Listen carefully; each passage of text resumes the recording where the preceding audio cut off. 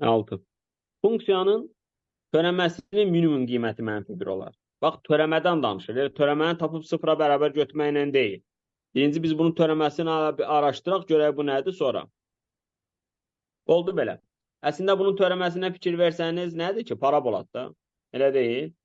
Parabolanda maksimum minimum nöqtəsi x təpədə idi. Bəli. Cavab verin. Yəni onunla da tapa bilərsiniz.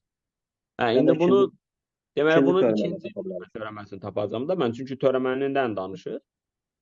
Törəməsinin minimum qiyməti -1 olar.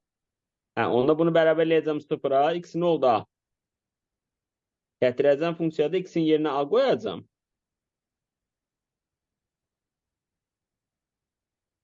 Bu da eləcə 2 çıxılsın 3A kvadratı. Bu bərabərdir -1 olar. Bunu həll edəcəm.